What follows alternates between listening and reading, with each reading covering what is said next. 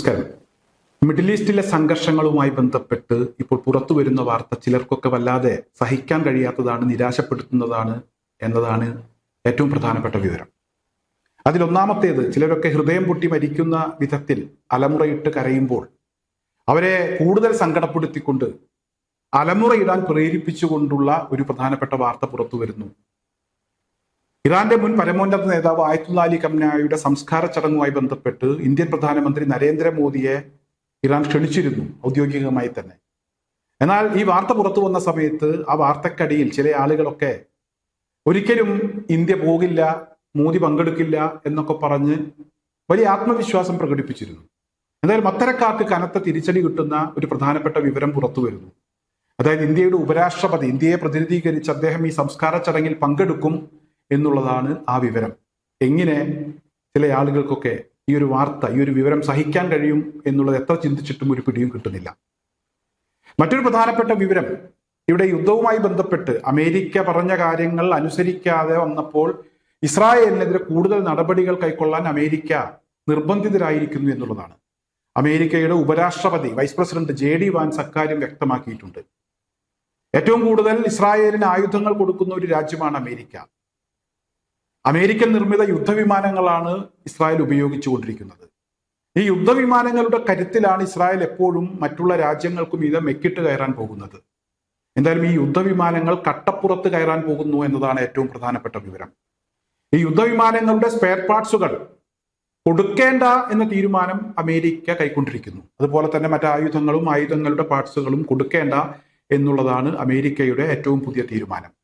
America പറഞ്ഞത് അംഗീകരിക്കാതെ ലെബനോനിലേക്ക് കൂടുതൽ ആക്രമണങ്ങൾ നടത്താൻ ഒരുമ്പെട്ടിറങ്ങിയ ഇസ്രായേൽ പ്രധാനമന്ത്രി ബെഞ്ചമിൻ നെതന്യാഹുവിനെ നിലക്കു നിർത്തിയേ മതിയാകൂ, അയൽപ്പക്കത്തുള്ളവരെ കൊന്നൊടുക്കിയല്ല സമാധാനം കൊണ്ടുവരേണ്ടത് എന്നുള്ളതാണ് JD വാൻസിന്റെ അഭിപ്രായം. ഇത് ഇസ്രായേലിനെ സംബന്ധിച്ചിടത്തോളം കനത്ത തിരിച്ചടിയാണ് എന്ന കാര്യത്തിൽ തർക്കമില്ല. ഇത്തരത്തിലൊരു തിരിച്ചടി നേരിടാൻ പോകുന്നു എന്ന തിരിച്ചറിവ് ഇസ്രായേൽ പ്രധാനമന്ത്രിക്ക് ഉണ്ടായിട്ടുണ്ട്. അദ്ദേഹം പറയുന്നത്, ഇനി നമുക്കൊരിക്കലും അമേരിക്കയെ ആശ്രയിക്കണ്ട. അമേരിക്ക നമ്മുടെ കൂടെ നിന്ന് മാറിയാൽ നമ്മുടെ ശക്തിക്ക് കുറവൊക്കെ സംഭവിക്കും. എന്തായാലും നമ്മൾ സ്വയം നിർമ്മിക്കുന്ന ആയുധങ്ങളും നമ്മുടെ സൈന്യവും മാത്രമേ നമുക്കുള്ളൂ. ഇനി നമ്മൾ ഒറ്റക്ക് പൊരുതണം എന്നുള്ളതാണ് ഇപ്പോൾ ബെഞ്ചമിൻ നെതന്യാഹു പറയുന്നത്. അതായത് കിട്ടാത്ത മുന്തിരി പുളിക്കും എന്നുള്ള ഒരു അവസ്ഥയിലേക്ക് ഇസ്രായേൽ പോയിരിക്കുന്നു എന്നുള്ളതാണ്. ഈ വാർത്ത എങ്ങനെ ചില മിത്രങ്ങൾക്ക് സഹിക്കാൻ കഴിയും എന്ന് എത്ര ചിന്തിച്ചിട്ടും എനിക്കൊരു രൂപവും കിട്ടുന്നില്ല.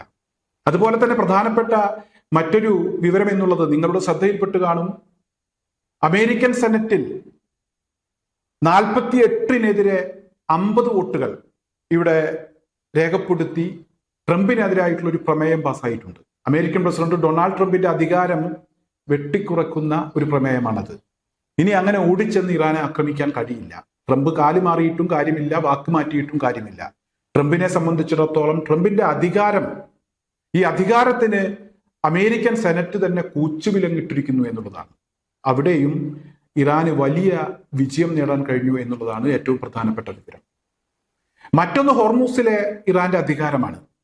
ഒരിക്കലും ഹോർമൂസിലെ ഇറാന്റെ അധികാരത്തിൽ കൈകടത്താൻ ട്രംപിനായില്ല. അത് ഇറാന്റെ നിലപാടുകളാണ് അവിടെ അംഗീകരിക്കേണ്ടത്. ഹോർമൂസ് ഇറാൻ തന്നെ നിയന്ത്രിക്കും എന്ന ഒരവസ്ഥയിലേക്ക് പോയിരിക്കുന്നു. ഉപരോധവും അതുപോലെ തന്നെ ഇറാന്റെ നിലപാടുകളുമൊക്കെ മാറ്റം വന്നെങ്കിലും ഇറാൻ പറയുന്ന വഴികളിലൂടെ മാത്രമേ കപ്പലുകൾക്ക് സഞ്ചരിക്കാൻ കഴിയൂ എന്നുള്ളതാണ് ഏറ്റവും പ്രധാനപ്പെട്ട വിവരം.